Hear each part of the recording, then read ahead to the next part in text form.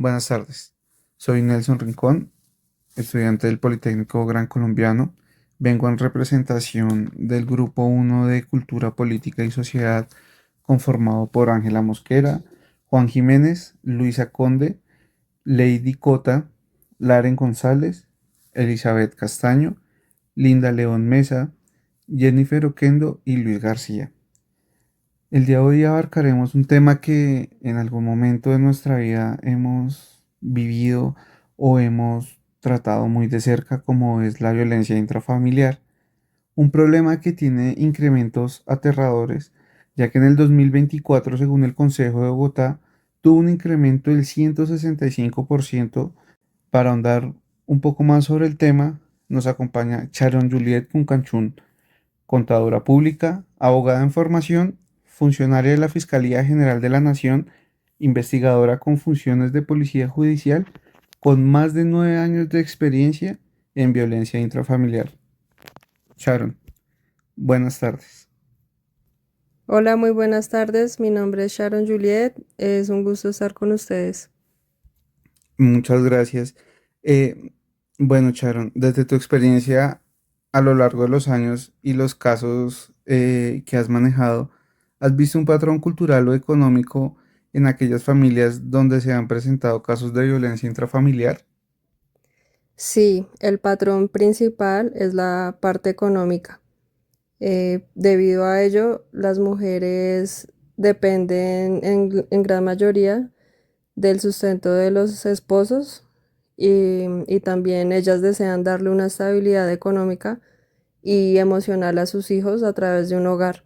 Entonces, por esa razón, ellas aguantan este tipo de violencia. ¿Crees que la vulnerabilidad económica es un factor importante para aquellas personas que viven violencia en sus hogares y por qué razón no se atreven a denunciar? Sí, el factor económico es importantísimo para las personas que sufren la violencia intrafamiliar. Para mí, desde mi experiencia, es la causa fundamental por la cual las familias viven en un eterno ciclo de violencias. Entonces, esto inicia con violencia económica, luego trasciende a violencia emocional, física, y es un ciclo que nunca termina. Teniendo en cuenta lo que me dices, ¿qué crees que pasa por la mente de una persona cuando decide aguantar una situación de violencia en su hogar antes de buscar ayuda? ¿Qué impide que ellos denuncien a su abusador? La mayoría de mujeres temen denunciar porque desde el año 2019 la violencia intrafamiliar no es un delito querellable. Entonces, antes de realizar la denuncia, por ejemplo, en la Fiscalía General de la Nación, se les advierte que no pueden desistir, no pueden conciliar, y esto genera en muchas mujeres temor porque ellas no quieren que sus parejas sentimentales o en su mayoría los padres de sus hijos se vean inmersos en procesos penales. Entonces, por eso ellas siguen aguantando y ya denuncian cuando muchas veces es demasiado tarde, cuando ya han sido agredidas físicamente, ya han sufrido alguna deformación, algún inconveniente emocional muy fuerte como estrés postraumático, ansiedad, depresión. Entonces ellas muchas veces aguantan hasta el final y no realizan las denuncias por temor a que sus parejas terminen de pronto en la cárcel y esto las lleve de pronto a tener unas necesidades económicas, tanto ellas como sus hijos. Entonces, esto principalmente es lo que impide que las mujeres denuncien a sus agresores. Ok, o sea que teniendo en cuenta el factor socioeconómico y el miedo que las mujeres tienen al, al denunciar a sus abusadores, ¿qué crees que impacte tanto a nivel familiar en niños, niñas y adolescentes? Los niños son los más afectados, desafortunadamente, porque ellos están viendo cómo sus padres mutuamente se agreden con palabras, con acciones, físicamente, y eso genera en ellos muchos trastornos psicológicos que después son difíciles de tratar. Y si los padres no son conscientes, o en su mayoría, pues en lo que yo he trabajado, en su mayoría ellos no son conscientes que están afectando psicológicamente a los niños. Y por eso ellos empiezan a tener comportamientos en sus colegios, por eso viene el bullying, por eso se autoflagelan y empiezan a hacer conductas y después los padres se preguntan por qué, pero no están viendo que los niños tienen un inconveniente emocional debido al comportamiento y la percividad que genera la mujer. Ella permite ser maltratada delante de sus hijos y esto los afecta enormemente. Incluso también se ha visto casos donde las mascotas salen afectadas. Se han visto casos donde el padre de familia ha asesinado a la mascota, generando un trauma tenaz en los niños. Sharon, ¿los hombres también son víctimas de violencia intrafamiliar o es un porcentaje mucho más alto de mujeres que de hombres? Sí, también hay hombres víctimas de violencia intrafamiliar. No en la cantidad como son las mujeres. Pensaría yo que las mujeres son víctimas en un 95%.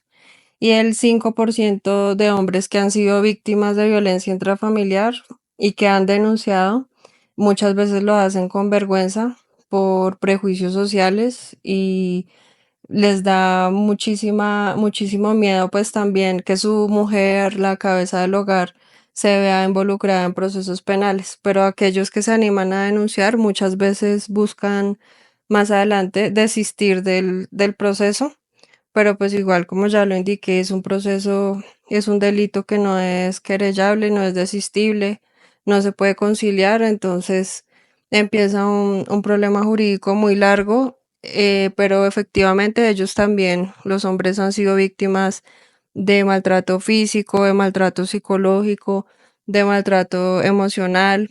Lo que pasa es que la gran mayoría siempre son las mujeres, debido a que son las que reciben golpes y maltratos históricamente por parte de sus esposos. Sharon, para colocar una denuncia por violencia intrafamiliar, ¿debe existir alguna evidencia de agresión física para determinar la existencia de esta misma? ¿Qué clases de violencia intrafamiliar existen? No, inicialmente las personas que van a denunciar por violencia intrafamiliar no necesitan llevar ninguna evidencia. Simplemente deben hacer un relato de los hechos donde informen las circunstancias de modo, tiempo y lugar. Deben indicar datos de contacto de su agresor, datos de ellas para contactarlas posteriormente. Ya una vez se remitan a medicina legal, se remitan a comisarías de familia y además entidades para medidas de protección, se les cita nuevamente a las víctimas y se les pregunta pues ya con más calma y teniendo ya los dictámenes médico-legales si tienen alguna otra evidencia para aportar, como fotos, videos, conversaciones, chats, cualquier clase de evidencia se le recibe y se procesa, el investigador la toma y la analiza junto con el fiscal y el fiscal es quien toma la decisión si realiza la acusación del acusado. Y las clases de violencia no solo son físicas, también los dictámenes de medicina legal pueden determinar si la mujer fue víctima de violencia sexual, de violencia emocional, psicológica, a través de sus peritos expertos en psicología y esto también es violencia. Entonces, el fiscal igualmente la tipifica como violencia intrafamiliar, hace la imputación y el proceso penal continúa, incluso si no hay ninguna lesión física. Teniendo en cuenta toda tu experiencia, los años que has trabajado con tantos casos, ¿ha habido alguno que haya marcado especialmente tu rumbo profesional, que te haya impactado de una manera positiva o negativa en tu vida? Sí, casos bastantes, creo que miles he tenido. Sin embargo, pues uno Uno de los más impactantes, pues por el tema de pronto sexual, ha sido por un ciclo de violencia que justamente se veía en una familia donde muchísimos años atrás el padre abusaba sexualmente de su hijo.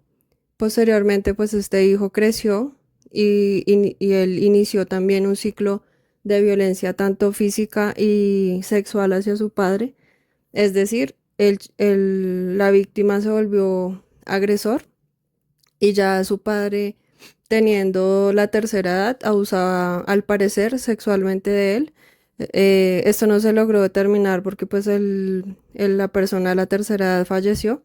Sin embargo, pues sus familiares sí relataban que ellos evidenciaban que cuando el agresor era niño, sí era víctima de su padre y ahora el señor, siendo de la tercera edad, era víctima sexual de su hijo. Entonces, vemos cómo generacionalmente la violencia intrafamiliar, no solamente física, sino también sexual, trasciende y afecta a todos los miembros de la familia, quienes muchas veces se ven inmersos en esas situaciones y muchas veces no saben qué hacer, no saben a quién acudir, no saben cómo actuar o cómo procesar este tipo de acciones tan aberrantes. Para terminar, de pronto tú quieras darnos algún consejo para tratar de tener un impacto menor. De pronto nosotros como testigos podemos aconsejar a alguien cómo se deben manejar este tipo de cosas. ¿Qué nos puedes aportar para que ayudemos a bajar el impacto de la violencia? Inicialmente, lo más importante es siempre denunciar, incluso si no hay violencia física. Entonces yo recomendaría a todas las personas, hombres, mujeres, niños, niñas y adolescentes, que acudan a las comisarías de familia para que allí se les dé una orientación de lo que deben hacer y también cuando hay menores de edad pueden acudir a bienestar familiar, inspecciones de policía y demás entidades. Ya cuando son casos más fuertes y que de pronto la persona es consciente que quiere iniciar un proceso penal, en todo momento, las 24 horas del día, puede acudir a la Fiscalía General de la Nación, puede instaurar la denuncia y allí va a comenzar un proceso y un acompañamiento con la ayuda de las entidades como lo son el Instituto de Medicina Legal. A través de de las EPS nos apoyamos también para el tema psicológico. Lo importante es no callar, nunca callar. Si usted es víctima de violencia intrafamiliar o ve que algún familiar está siendo víctima de violencia intrafamiliar y no quiere denunciar, en especial si de pronto hay niños observando estas conductas, porque pues como lo relaté en el caso anterior, puede ser que los niños estén observando estas situaciones y puedan empezar a tener comportamientos y conductas que no son adecuados. Entonces, siempre lo importante es que acudan a cualquier institución y realicen la denuncia y incluso en muchos casos se pueden hacer denuncias anónimas si de pronto no quieren verse involucrados en estos asuntos. Sharon, muchas gracias por tu tiempo. De verdad que estas cosas son de mucho manejo.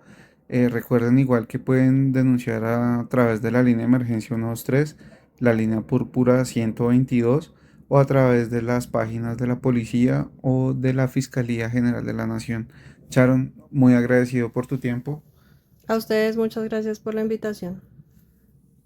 Bueno, esto fue todo el día de hoy. Espero que esta información nos sirva para volvernos un apoyo para aquellas personas que estén pasando por un mal momento.